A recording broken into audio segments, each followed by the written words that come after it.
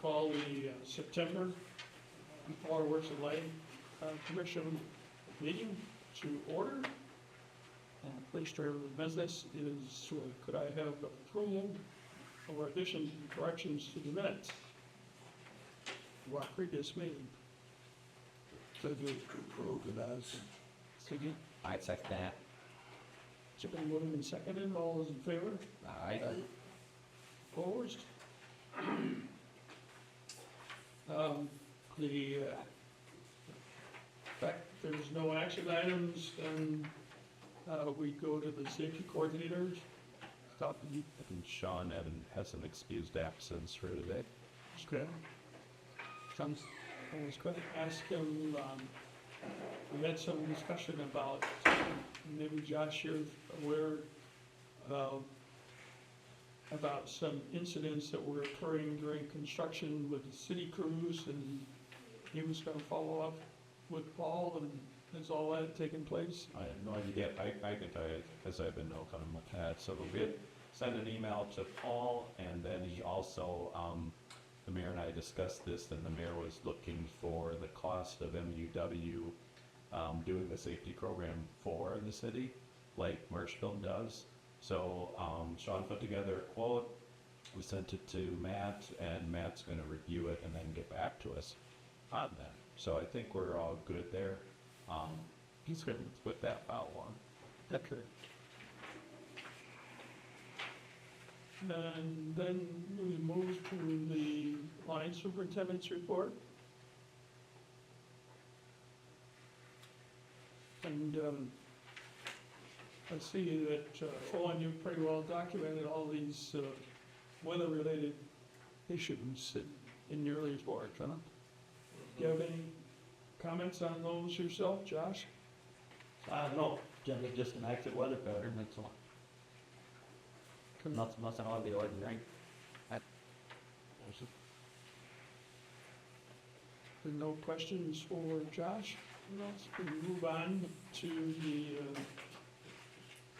project? Oh, can you find double-sided order here? Oh, yes. Project electrical engineers report. Bauer? Are you anticipating with your Saparto phosphate be on schedule? Yep. Hit. And no problems with integrating escape? Nope, I'm pretty much, as of today, almost done with it. Great. Thank So, you. we have good methods for control of the addition rate so that we don't overfeed. Yep, we have, the pumps are percentage speed based, so we can raise or lower that if we need to. So we can double check with like a day tank drawdown and that type of thing, so Okay. That's all recorded each day. those procedures are in place to do that. Yeah, I'll give a shout out to Tyler. You know, he hasn't worked on the RSV software for the SCADA designing, so this would move the count. He's done a really nice job designing it. Okay, excellent. Then we move to the water department operations report. And are we in discussions with the sewer treatment operation as it relates to getting to use this phosphate? I'm sure they use but I would imagine that there has been conversations. Yeah, we should make sure that's happening, because when you start this, they may be able to reduce the amount of phosphates that they're feeding the bugs. All right, I'll mention that they have him. I'm confident that he's already talked to them, but I'll double check that. Okay. Any other questions from the water department operations? Not, then we'll move to information. Administrator's report. Yep. So congrats on the telephone system, doing everything the way you expected. Yeah, haven't had any complaints yet. Everything seems to be running the way it's supposed to. So calls are routed to the right places. All the voicemails are accounted for, so I think we're doing okay. Thanks. Great. So what is actually happening with GIS ortho imagery? What that is there's a company called Aaron's. They do the flyover, usually early spring. If they miss some areas, they'll come late fall when all the leaves are off. That is the key. No leaves on the trees. We usually end up getting the imagery, so that's what we import into GIS, which gives you that nice background for your maps. Shows the trees and the houses and the streets and all that stuff. We usually get that towards the end of the year, usually December. Good.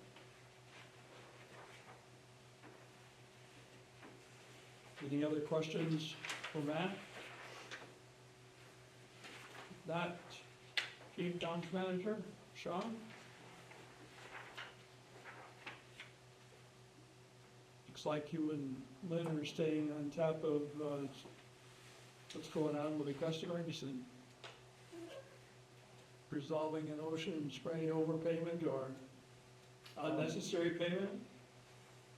Yeah, we're seeing quite a few customers just of late. I know last month it was published that we saw the power sector flooring quite a bit. Ocean spray was one of them. Going back years ago, they put in capacitors, and I knew those numbers were good, meaning above 0.9. And so we've been seeing in the last several months trended down. Yeah, that it can cost some $1,000, per month, thousands of dollars.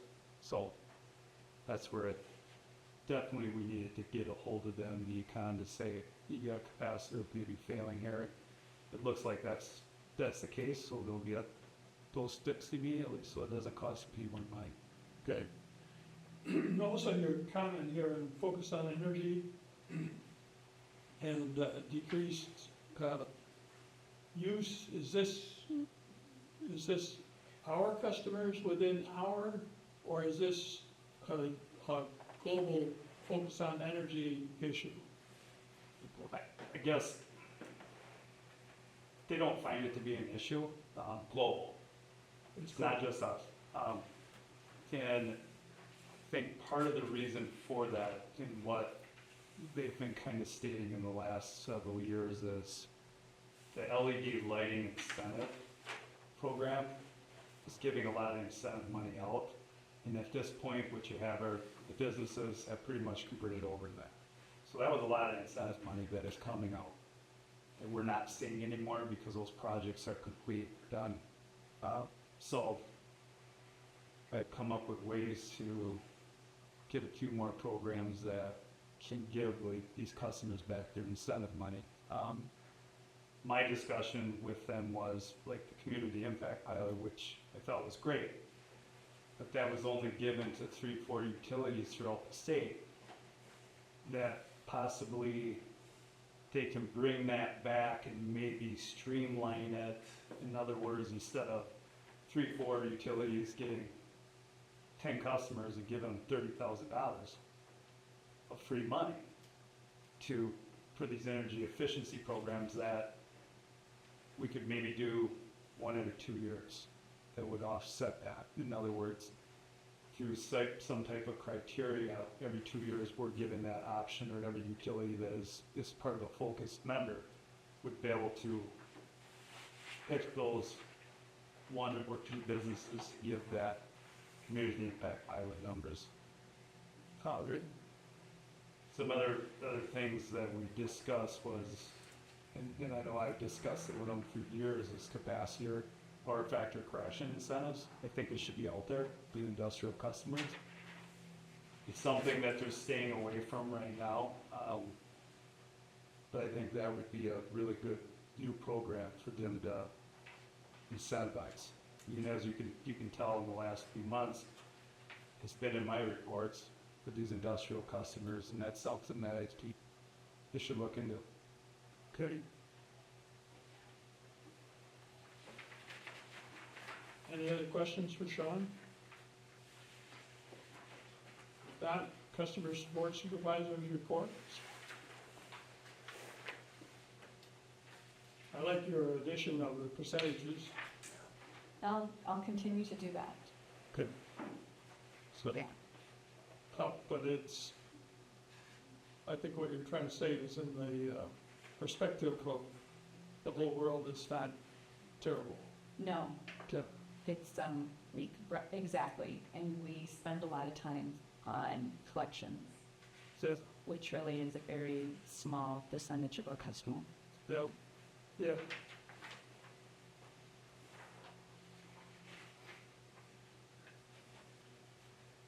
This whole area of the street lighting. And is this an area where there's some incentive for us, return on investment, to accelerate the replacement of some of these high energy consuming lights?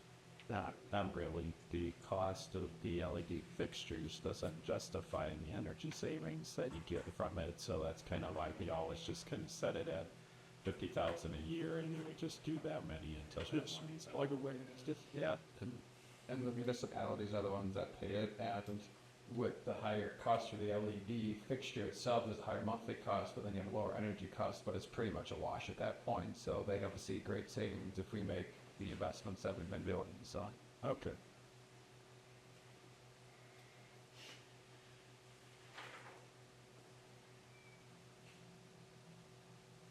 We had a great summer student who was off to bigger and better things, son. He did a fantastic job for us, and he really needed his help this summer, so we were sad to see him leave. Betty. Bailey. We go to the Director of Engineering report.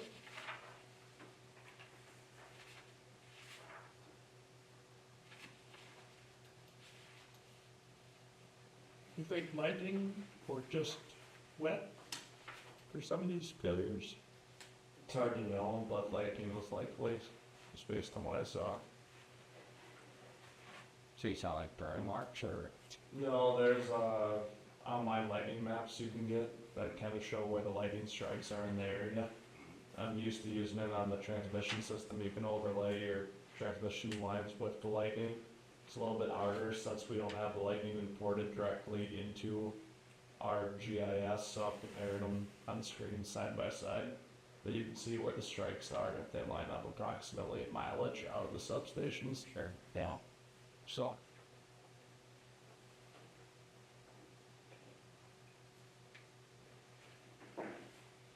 Still more questions for Owen?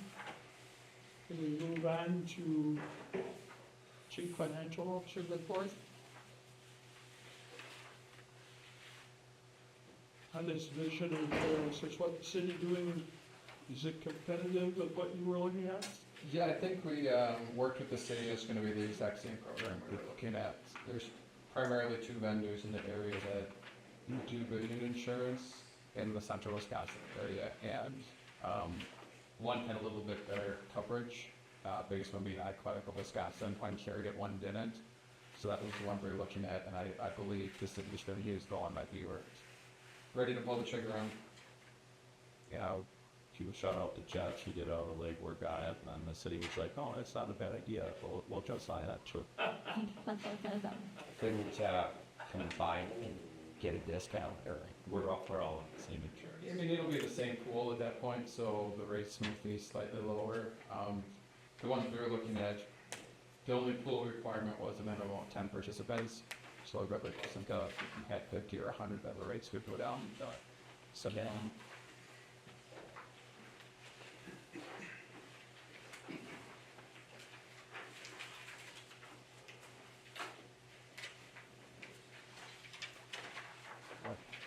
Any other questions for Jeff? Not, can we move on to the general manager's report?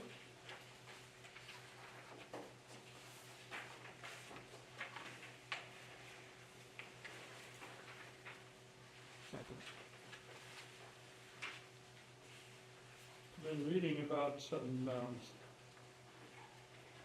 issues with groundwater contamination in the areas of sulfur. Is that something that you, is this a wellhead area that is in where you are? It is a wellhead area, so if you have article on that, I wish you'd love for you to send it to me so I can do some research on that. I'll try to contaminate. Well, they are talking about the, more or less the construction contaminants where they used magnesium chloride or calcium chloride to control The concrete, right? yeah, dust and concrete and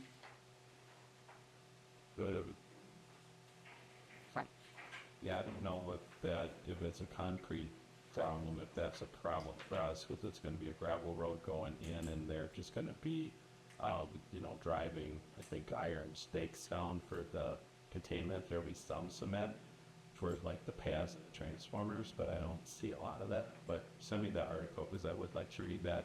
No concrete pylons to hold lakes of the, I'd have to look, now that I just said that, I would find that out, but I would definitely take that article and then pass it on to One Energy, and I'm sure they would have an answer for it.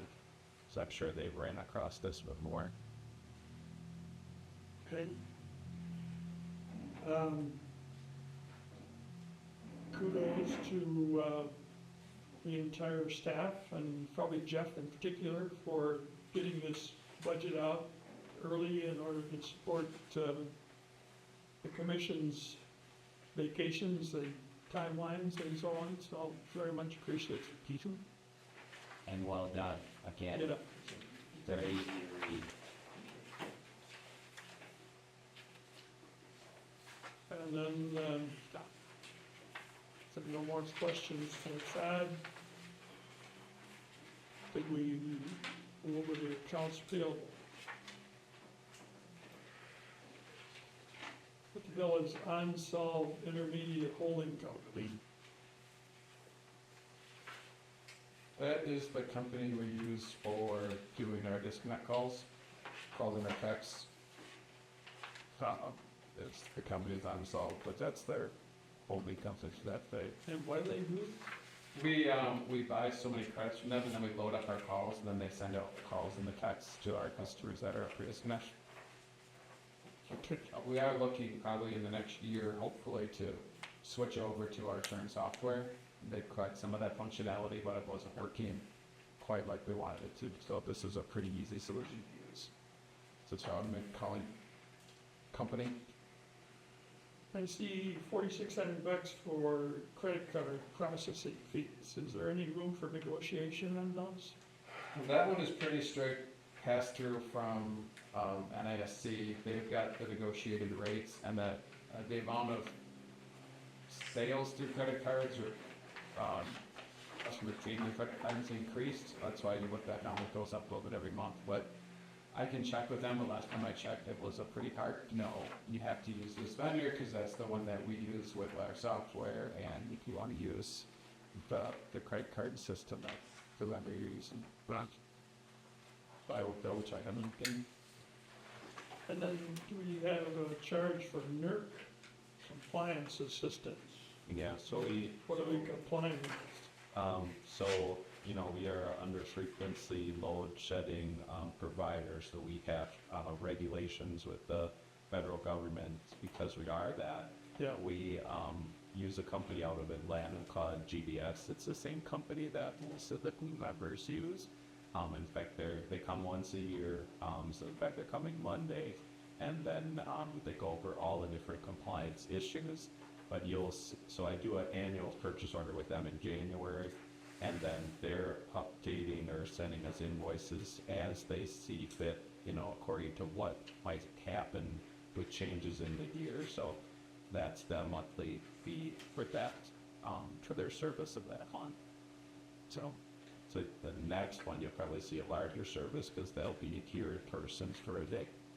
Okay, yeah, so they advise us on the practice of how we curtail Correct. Yep, so like cybersecurity, they'll meet with Matt for a couple hours next Monday, and then they'll be meeting with Tyler, Owen, and I for another couple hours on what needs to happen as far as, because we are this under frequency load check provider, what criteria has to be met in case we get audited. Did it? Yep.